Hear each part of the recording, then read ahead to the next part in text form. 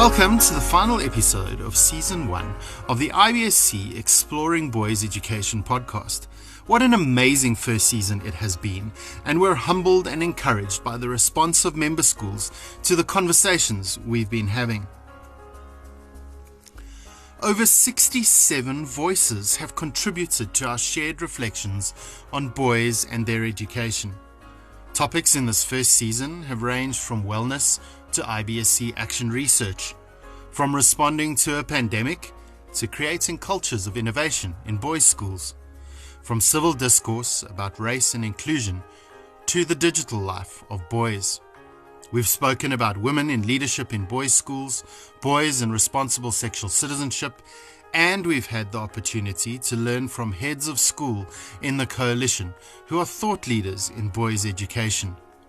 Teachers, leaders, and experts from 42 member schools and other organizations have contributed to the conversations we've been having, and in the process, Season 1 has garnered over 4,000 listens since launching officially in August 2019.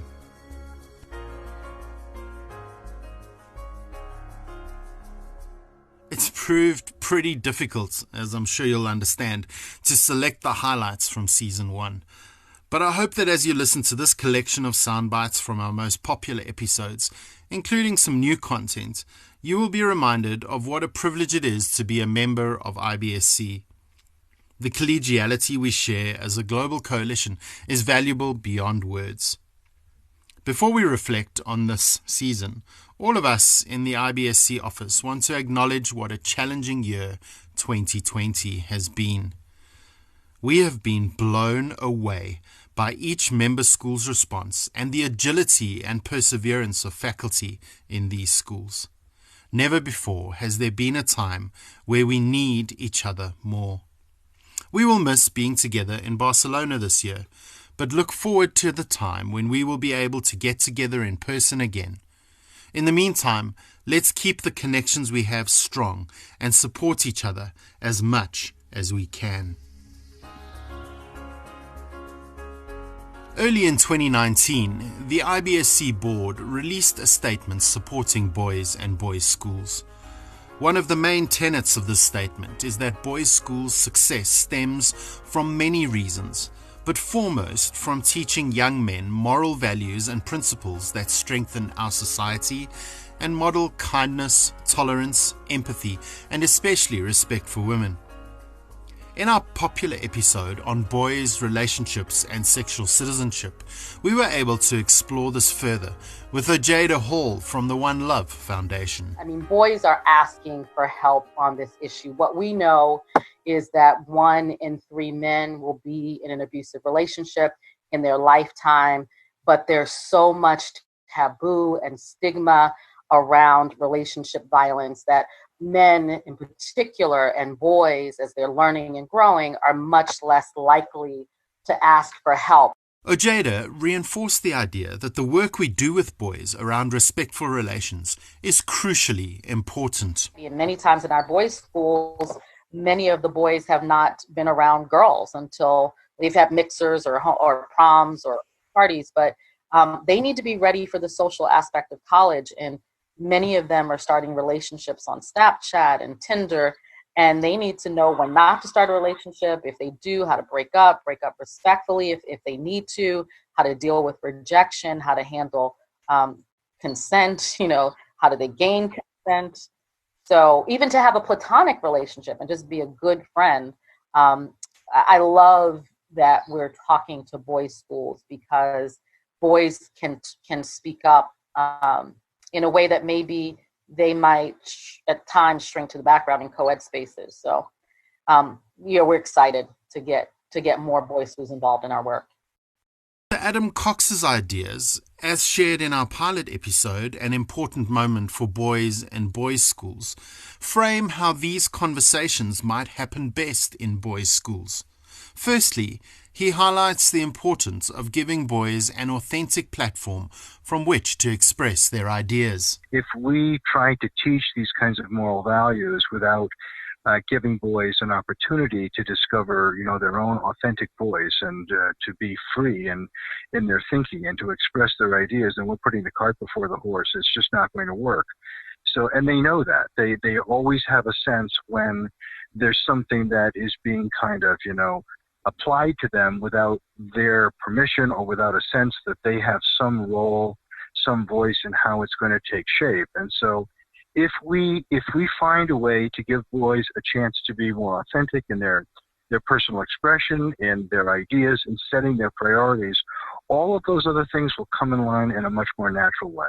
Dr. Cox also reinforced the importance of questions in helping boys to engage authentically with the world. Learning to ask questions is one of the best ways for boys to feel more socially accomplished, to build a bigger social network, whatever it is that they are hoping to do. And I think the same thing applies in our relationship with boys and helping them to find their own sense of their authentic selves, is that we sometimes need to do less kind of talking and more kind of asking. We need to give them a forum where they can express themselves, and we need to ask lots of questions that are posed in a non-judgmental way so that they really can explore what it is that they're thinking and how that thinking has developed, and they can hear from other kids. I think sometimes the most powerful pushback or the most powerful effect in modeling or shaping kids' perspectives is the feedback of their peers, of course. So I think posing some important questions and giving them a chance to really talk about those things is critical. I think that's more critical than things that we might do structurally or, naming a program or something like that. I think having some genuine forum for exchange is the main thing. Lastly, and very importantly, Adam Cox urges teachers of boys to encourage the boys in their care to learn to listen deeply, to respond to important conversations. When you talk to boys about their experience of being in boys' schools, and especially those that might have been in a coeducational school previously, they talk about the advantages. They feel as though their natural way of learning, their way of moving, their way of just simply being in the world is more acknowledged, and there's less resistance to that. So all of that is kind of good, and it's very affirming for boys. At the same time, I think that there is a great value in boys hearing what it is that, other people have to say about things. And sometimes I think, for many years, I've advocated that boys ought to be listening to what girls might say, for example, in a sister school, in a girls' school, and just kind of, participating and being active listeners, not necessarily asking questions, not providing a debate, but taking that in and then discussing amongst themselves what it is they've actually heard. Because I think we do need to be training boys to listen deeply. And there is a skill involved in learning to listen deeply and to make sense of what you've heard.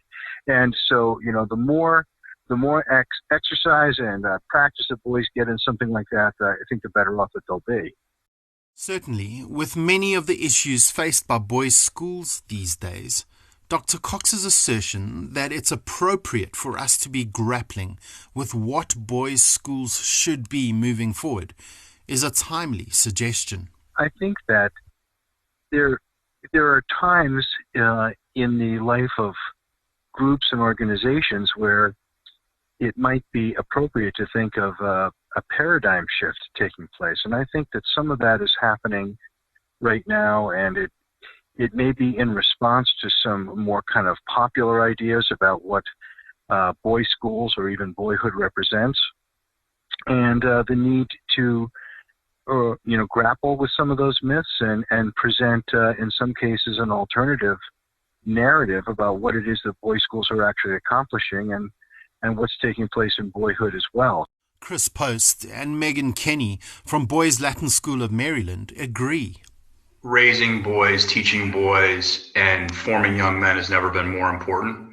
Part of our work focuses on the development of healthy relationships throughout our school, K through 12, within the school community and outside of it as well. We don't believe that boys will be boys. Instead, we believe that boys will be men, young men of courage, compassion, and integrity. And it's our job to help them get there. So when I think about our work in helping boys to form enduring personal relationships, it comes back to our values. We want boys to act with compassion and with integrity in their own work and in their decision making and in their relationships. We want boys to be courageous, and we want boys to lead.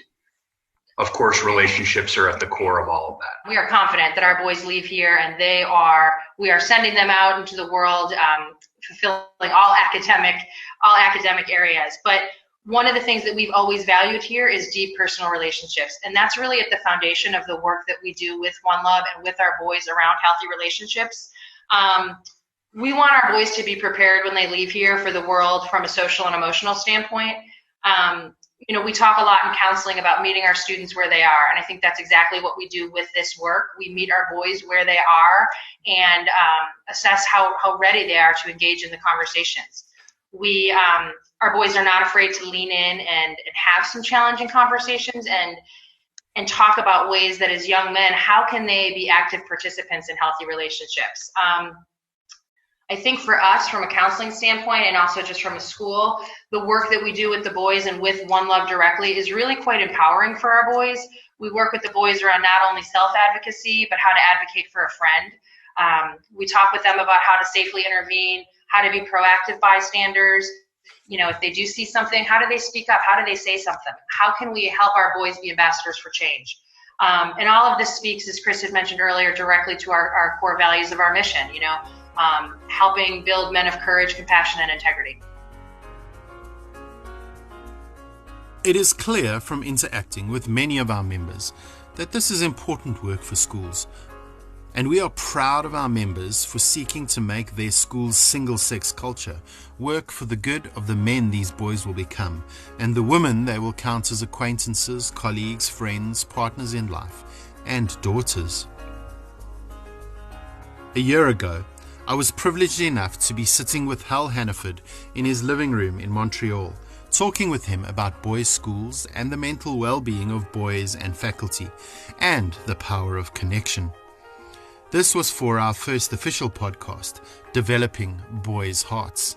The ideas he shared that day still challenge me and lead on well from what you've just heard from Adam, Ojeda, Chris, and Megan. I'll argue that a heart is everything, right? In that if we focus more of our educational value in what we're doing on developing the heart, we're probably going to actually develop the mind way better. And I think many times we focus on the mind as the priority. Yeah. So the whole point is to say, yeah, we want great minds and big hearts. But at the core of it, that hard work. What is a great man? What is a nice guy? What does it mean to be kind? What does it mean? Yeah. What does it mean to really have a good heart? And that doesn't mean you're avoiding mistakes and issues. And exactly. Boys will get into as much trouble with a big heart as they will with no heart. They're fully capable. But how do they respond to those things? I think that's the key, isn't it? But, as I say all along, what you want boys to change their behavior. Yeah. They're going to change their behavior when they experience compassion, kindness, empathy, love, and forgiveness. Yeah. And then they will change. If they just experience punishment or hardcore, nothing ever changes. Yeah. They change through those things. So if we can model that, or as I say, we judge a community by the ability of everyone in the community to look after each other. Yeah. That's how we deal with health issues, quite frankly. And it's about creating safe spaces, isn't it? It's that old adage. I'll really believe that a boys' school is better for boys. It's better for any boy. Yeah. And I think we've done so much in the last quarter century to make sure that boys' schools can be welcoming places for any boy, no matter what the interest. And the safe place element is crucial because I actually believe that boys are much better at giving help than they are for asking for help. Truth is, we often talk about the power of relationship in boys' school circles. Hal frames this idea beautifully. We think that it should be a strategic imperative of every school to foster meaningful connections because they are going to be the salvation of what every single person, and particularly every boy, is going to need in their life. And boys' schools generally have historically done that really well, right? The old adage, of course. You go to a boys' school, you keep your high school friends for life, and you understand about a real friendship, something that men have not been great at. So I think, yes, it has to be a focus. How are we going to deal with it? Ned Hallowell, who spoke at the 2019 IBSC annual conference in Montreal, also talks about the power of connection. Once you feel connected, once you feel safe, learning picks up exponentially. My old friend Priscilla Vale, who's now in heaven, she used to say emotion is the on-off switch for learning. And, once you get fear and anxiety out of the way, learning takes off. But if fear and anxiety are in the way, learning grinds to a halt. Yeah. So one of the teacher's main jobs is to create a safe classroom where it's okay to fail, where it's okay to make mistakes. Do you think part of our role is to celebrate who boys are? Oh yeah, no, and help them do the same. Have fun. Yeah. Being boys. I liked what you said about discovering play again. Yeah. I can't remember how you said it. We used to do something. Go outside. Right. We use something that's now obsolete called go out and play. Yeah. Exactly. Yeah. And that benefit of relationship and downtime probably also plays a huge role in those safe spaces. Yeah. I think there's been a lot of focus at this conference in particular on health and wellness, particularly on mental wellness. What do schools need to do to create cultures in which that kind of wellness is celebrated? Because not only for boys, but for their faculty too. Many faculty are under pressure, boys are under pressure. How do we create cultures in our schools that value the mental wellness of the people in our care? Well, just create a culture that's low on fear and high on trust. And I think that sort of defines a mentally healthy culture. High trust, low fear. Yeah. And permission to be real. Few who attended the 2019 IBSC annual conference in Montreal can forget Sonia Lupien's superb keynote on stress. We were able to catch up with her after she had spoken to reflect on how this translates to practices boys' schools can encourage to help their students manage stress by losing their mobilized energy. It was important for me to say the best way to decrease a stress response is to move. You have to lose the mobilized energy. Now, moving doesn't mean playing football or basketball for boys. Yes, it can be this, but it can also be dancing. Dancing is an amazing way to decrease a stress response. You lose a lot of energy when you dance and for many other reasons. So we have to allow boys to dance, and this is in a boys' school. This is because a lot of them will like doing this. And it doesn't mean they have more feminine traits or not. And we see a lot of positive effects of dancing. Also, you were speaking about belly breathing and the benefit of singing. And the benefit of that in a boys' school is also powerful. Exactly. So when you sing, you will do belly breathing, meaning you will extend the diaphragm, which is a muscle under your thoracic cage.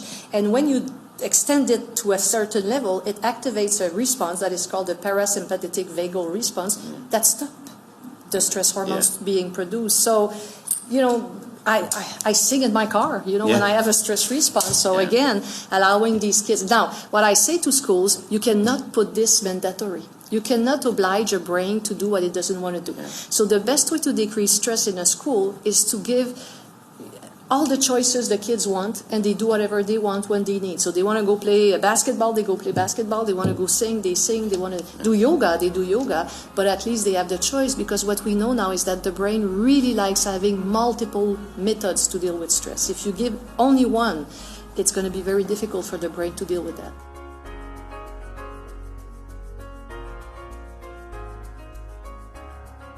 Speaking about stressful situations, no one in the coalition could have predicted that we would find ourselves amid a global pandemic 1 year on from that wonderful conference in Montreal. Boys' schools around the world had to respond to life in lockdown by shifting to an online, distance learning model. We hosted a global conversation on this podcast on one of our recent episodes, and it has proved to be one of our most popular releases. Much of what is shared there is still relevant, so please do give it a listen. What has become clear is how challenging many have found this time, and in a previously unreleased segment, Samara Spielberg frames this so well. When I think about the guiding principles that we have as we shift from face-to-face to online learning, I keep thinking about IBSC in Australia when Tracy Vaillancourt turned to the audience and she said, "With boys, we turn a blind eye until we see a black eye." And if coronavirus and our current situation is teaching us anything right now, it's that illness can be invisible, and that includes mental health disorders such as anxiety and depression. Situations like these are very psychologically triggering to both children and adults alike. And we know that if we use Dr. Sonia Lupien's recipe for stress, which we learned at IBSC in Montreal last year, novelty, unpredictability, threat to the ego, and sense of control are all huge stress triggers. And this situation is just the perfect storm for stress. We also know that our brains are experiencing a lot at once. We are in constant fight or flight mode or experiencing chronic stress. At the same time, we're dealing with collective grief. We are all mourning the loss of what was. That might manifest in a lack of focus, tiredness, creativity blocks, perhaps inconsistent emotions, or as some are saying, the emotional roller coaster. I've been on it many times. And there's an inability to solve novel problems. And that's not just for our students, but it's for our teachers, our administrators, the parents of our students, the staff. And really, I think it's for all humans right now. So in other words, this means we can't be business as usual. And that's really one of the biggest guiding principles that I hope that people keep in mind. As the Spanish department chair, I discussed all of this with my team, and we came up with our why before we even began curating our content. And our mission is threefold. First and foremost, we want to infuse joy and laughter in these uncertain times. So in Spanish class, silliness is celebrated. Dad jokes are making a comeback. We're in it. Secondly, it is human over student, even though that's what it always is for us, but more so than ever. It is feedback over grades, because why add so much stress right now? And it's community over curriculum, for starters. We know that this might evolve and this might continue, but this is what's keeping us grounded right now. And that means community building activities every single day, brain breaks and movement activities every single class, social emotional prompts, and sharing daily through journaling and practicing gratitude. And to be completely honest, it is a lot of straight up vulnerability modeled by teachers first. We are not holding back. When we are grumpy, we tell the boys we feel grumpy. When we are on that emotional roller coaster, we tell the boys that we're on it, because then they share with us how they're feeling. We don't bring coronavirus into our lessons. We believe that our boys are getting enough of that everywhere else. And if we can be a joyful escape, we've succeeded. But if our students want to talk, we will drop our lesson and we will talk to them about it. And lastly, less is more. How can we give grace to ourselves as teachers and give our students some room to breathe and be kids? When curating lessons, we ask, how can we create assignments that alleviate the stress on both child and parents? Well, why not have students make a how-to video setting the table or walking the dog, helping a sibling? How can we provide an outlet to let go of some of the stress for our students? Well, why not present a choice board and let students take some control over their learning, since we all feel so out of control right now? How can we bring the community together so that our students can be together even when apart? Well, we took one Spanish song with an incredible message and differentiated it for every single grade, focusing on different targets and skills. And then we brought full grades together to perform it as we co-taught with the music teacher. They're going to be surprised at their Monday morning meeting when that's the song of the week. And, we're really just taking it back to Biology 101 and doing what we do in the beginning of the year. So far, not only is it working really, really well for us and bringing so much joy to the teachers and hopefully to the boys, but we're finding that they're flourishing in Spanish as well. In a recent conversation with Dr. Shimi Kang, she also highlighted the need for us to be aware of the impact of the pandemic on the mental health of our boys. So we're just starting to get data, and we are definitely seeing what we're all feeling, which is there is an increase in mental health symptoms. We're looking at somewhere between 40 to 60% of the population, that's Canadian data, is saying their mental health has become worse, or moderately or severely worse since the pandemic began. I think in young people, what I'm hearing are feelings of loneliness, of course, boredom, an increase in some self kind of medicating type of behaviors like vaping, substance use, drinking. We know that the young brain really craves connection, and they're very susceptible to feelings of loneliness. And also, I think for those boys that have learning differences, it's been very challenging to move on to remote learning. I think for all children, but definitely that population, which is quite strong in boys' schools. But on the other hand, I would say I'm hearing things like people are sleeping more, and they're having dinner with their families, and they're connecting. And I think it really shows us the issues that we're talking about in this course and in this book, which is how do we balance these very important activities, these daily activities that give us health and wellness. This pandemic is showing us the importance of connection, the importance of wellness, of lifestyle, of balance, but also the importance of all of those things that keep us healthy and strong. So I think this is going to be very interesting given the timing that we're in. As I look back on season one conversation has probably been timelier than any other. In a recent 2-part series on reaching, teaching and succeeding with boys of color, we were able to engage in an important conversation with many in IBSC schools who are facilitating discourse in their own schools on issues of inclusion and belonging. In part 1 of Reaching, Teaching and Succeeding with Boys of Color, we heard from Randall Kennedy, Jack Pennell and Joseph Nelson. And in part 2, we listened to teachers from around the world who are doing this important work in their schools. Harvard Law professor Randall Kennedy highlighted the importance of civil discourse in boys' schools. It's important that we're having these conversations because we still confront real problems. The fact of the matter is the history of boys of color at elite secondary schools, it's not a long history. And in certain ways, the kids at these schools, the boys at these schools, in certain ways, we're still in the pioneering stages in many respects. It's not like we have a long, deeply developed history. We're still experimenting. We're still trying to find our way. And the only way in which we can accomplish that is through discussion, through experiment, through debate, to try to figure out methods and best methods. He continued to contextualize for us what it means for boys of color to grow up in two very different environments and the internal tension this creates. You grow up in a neighborhood, and I grew up in a predominantly black but thoroughly working class, settled, good neighborhood.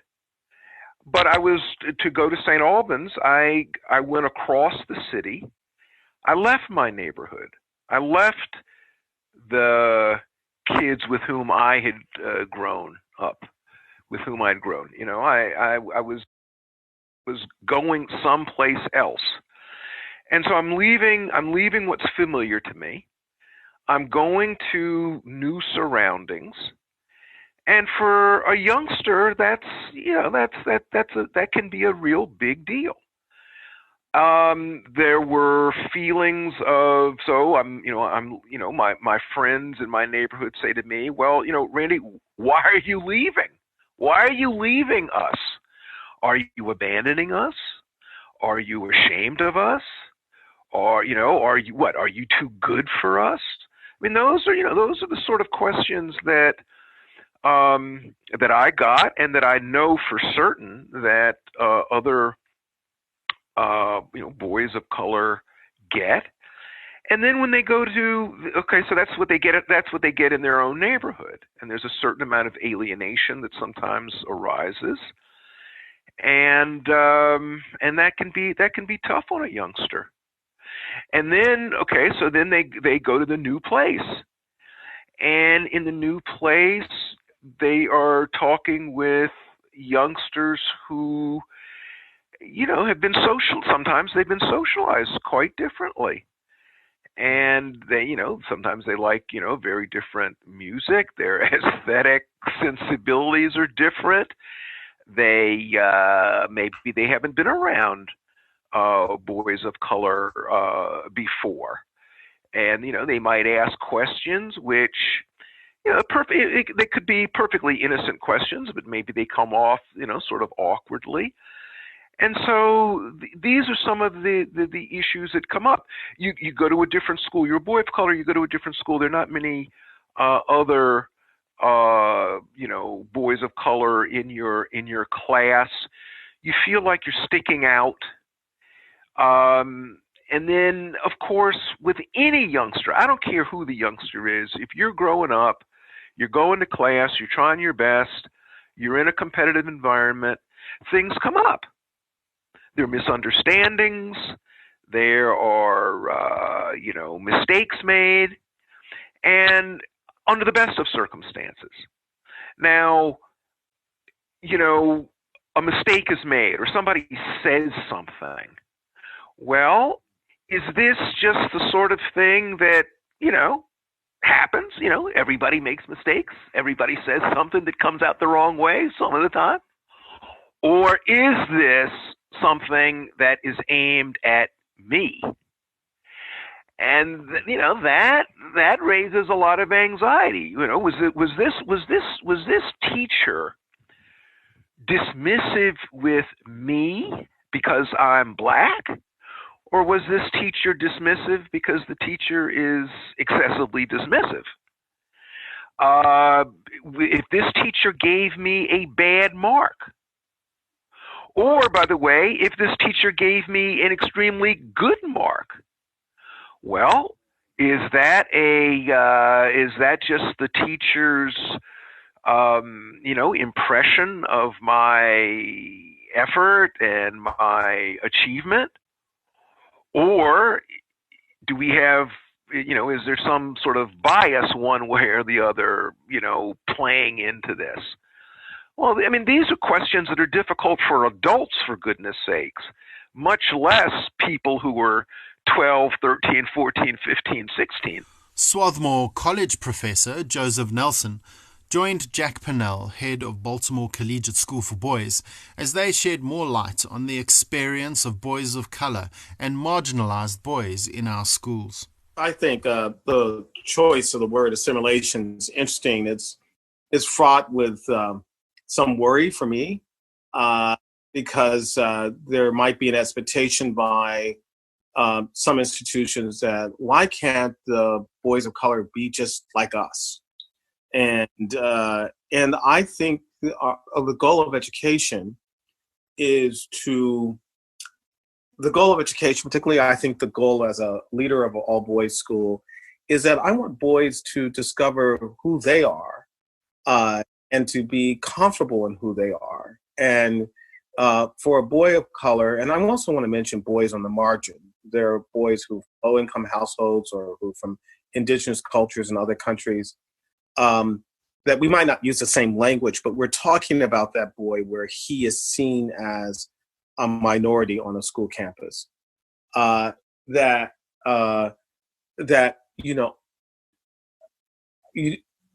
a boy walks through the doors of your schools around the world, a boy of color, he is probably shedding a part of himself to walk in that door every single day. And at 12 and 13 years old, you may not know what that means, but I can tell you, having lived it, that it's a struggle.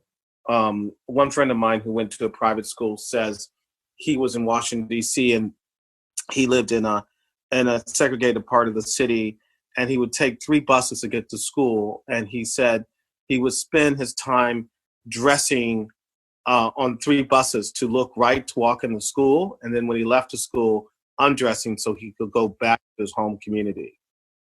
And so there's a lot of weight there, right, Joseph? There's a lot that's put on that boy's lived experience every single day that has to do with maintaining who he is, staying connected to his family, honoring who he is, and also going into a school and figuring out how he's going to live and thrive and study in a school that can be remarkably different from his life at home. Yes, and it's a constant, regular navigation that boys of color or boys on the margin have to contend with that represents another layer of resilience that they need to exercise in order for them just to be a successful student. That we oftentimes overlook or don't acknowledge or don't recognize. And it's their adolescents, early adolescents, children even, that these expectations for them to think about what parts of themselves are they going to de-emphasize or emphasize and still hold a positive sense of self throughout all of that and do well in physics. Becomes all these factors that they have to contend with that I think we as educators and as folks who work in schools can think about how we can organize schools or structure schools in ways that mitigate the levels of resilience that often boys need to exercise. Joseph further highlights the danger of what author Chimamanda Ngozi Adichie calls the single story, the idea that stereotypes are negative and dangerous and hamper inclusivity. In popular discourse, in news and media and film, oftentimes how Black boys or boys of color get framed are in fact in crisis. And what they're speaking to are often a set of negative social and academic outcomes. So outside of schools, seeing Black males leading the country in rates of homicide, suicide, and incarceration. But then within the context of school, we see them overrepresented in suspension and expulsion rates, and then underrepresented in advanced placement and honors courses, and then more likely to be designated as students who have special needs, and then ultimately are more likely to drop out. So it's these both social and academic outcomes that make up this crisis, at least particularly within the US context, that is derived from a history of race relations in the US that perpetuate a set of stereotypes about Black men being hyper-aggressive, anti-intellectual, hypersexual as the archetype of what it means to be a Black man that then has roots to the history of slavery within the US. So from one generation to the next, we see a perpetuation of images that then contribute to how we organize schools and communities as places that are racially marginalizing and then also marginalized by gender that then contribute to the perpetuation of these outcomes and situates them within the Black boys and men themselves rather than the schools and neighborhoods and communities within which they navigate that are designed in ways that are responding to this negative image that only contributes to the continuation of these outcomes. Toti West and Johnny Waititi joined us from New Zealand and shared some rich insights from their context. Toti shares some of the ideas of how they are pursuing inclusivity and highlights the importance of empowerment, with Johnny reflecting on the importance of authenticity in this work. The empowering idea comes from a couple basic perceptions, and that the first one is that we don't want to be seen as tokenistic. So, little ideas of, we could put the periodic table in the Māori language and post that on the wall, but it's a tokenistic gesture to try and be inclusive. But the reason why we use the term bicultural empowerment is when a teacher does that, posts, for example, the periodic table in the Māori language on the wall, is that going to empower a Māori student to feel more proud about their identity? And is that going to empower the rest of the students in the class that Māori identity is important to the nation? And, anyone with a bit of common sense would probably favor the side of probably not. So the concept of bicultural empowerment just encourages teachers to be really reflective on how their strategies are actually empowering students' sense of self-worth through identity, either as a Māori or as a bicultural nation. And that is challenging. But I suppose the most challenging thing about it is teachers are very busy people trying to plan for all the usual mundane matters of what it takes to be a teacher. But these sorts of things are very context focused. So, for example, a strategy in an English class is going to be very different from a strategy in a PE class, which will be different again to a strategy in a music class or something like that. So, about coming up with meaningful initiatives that are perceived as authentic, and like anything, perceptions vary between people, and they change over time. So it's a constant journey. There's no end point. It's about changing mindsets and always reflecting to be better than you were before. Yes, and that's probably the key thing. The word authentic, the word genuine, the words authentic, genuine, sincere are probably the most important words that we have. So, in terms of some of the principles we have, ensuring the key Māori values are visible in the school, which has been, and that key Māori processes are part of what the school does, which means there's a genuine sincerity about what we do. If it was tokenism or tokenistic, then it wouldn't last and wouldn't survive. Because Māori would not accept that, but also it wouldn't feel right. So we're lucky enough that we have a strong enough base of staff and personnel at the school who are very strong in things Māori, but also we have been able to create some very strong relationships with our principal, but also with whānau, which are family. And so for us, the triangulation of school, teacher, pupil, and whānau is quite important, as it's, research has proven that the intervention of whānau as well as teachers, the acceleration of success, the rate of success is just doubles. Sean De Silva from Crescent School in Canada highlighted the importance of civil discourse in schools and being okay with the uncomfortable conversations. One of the things that the students mentioned, once again, I can relate to this as a person of color that went to a private school, is there's this fear of standing up for what you think is wrong, particularly when it comes to race at a young age. And I know my father, when he would laugh at moments where, I would tell him, be like, Dad, they're calling me this nickname at school. And he'd be like, well, they're just joking with you. They're just laughing with you. And in retrospect, it was actually quite a racial phrase that they were throwing at. But his thinking was, and I get it. I totally get it. Why, as a first generation immigrant himself, he wasn't coming for money. He thought that this was a lucky position to be in. But his thinking was, you don't talk back to the hand that essentially feeds you.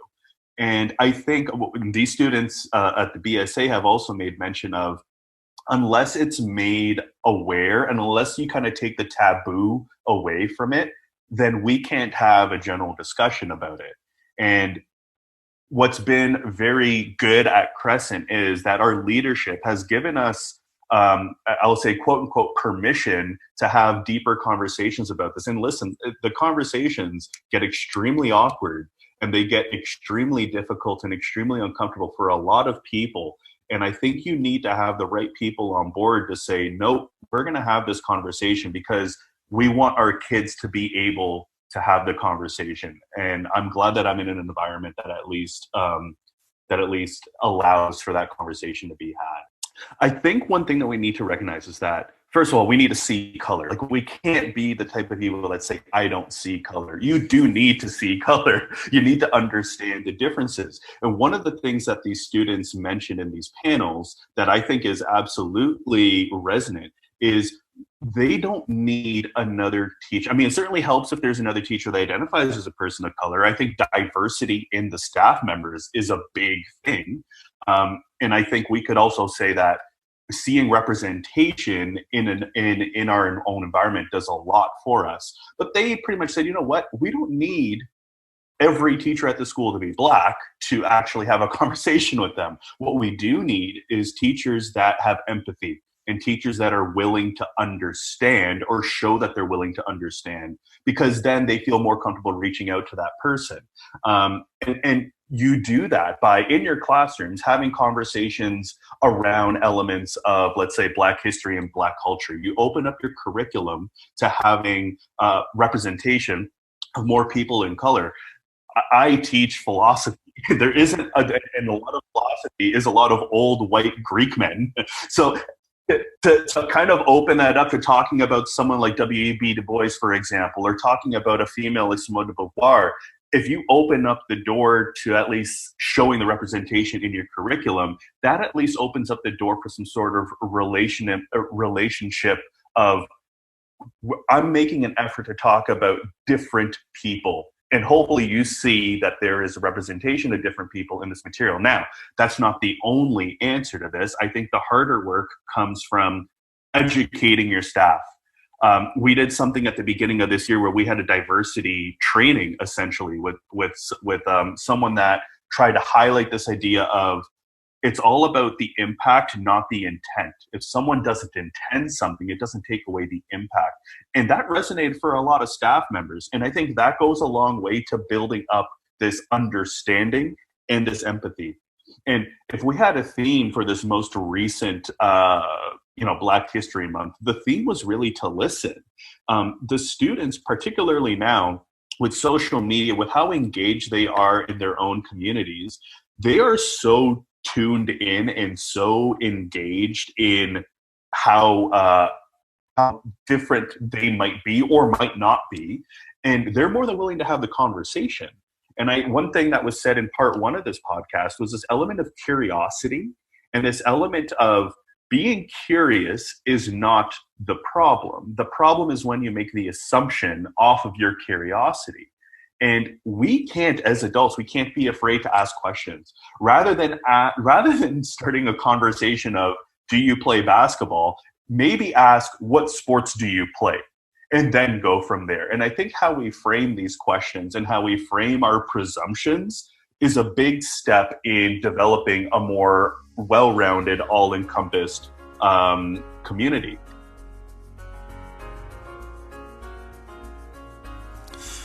What I've learned in this first season of Exploring Boys Education is that we all need to commit to lifelong learning. And if we're open to listening to each other and learning from each other, there is so much to gain. The IBSC community is filled with ideas and expertise embodied in people, and we're fortunate to be able to tap into those connections and sharpen our minds. Truth is, like I said in the beginning, it's hard to summarize 10 months of conversations into just one episode. These snippets can never do the entire season justice. So, if you've missed any episodes, use this time until September 1st, when Season 2 will drop, to revisit some of the fantastic and insightful conversations we've enjoyed. Thank you again for your support, for listening, for downloading, and for sharing this podcast with others. We'll be back in September with some exciting format changes and more great conversations with the people who champion boys' education.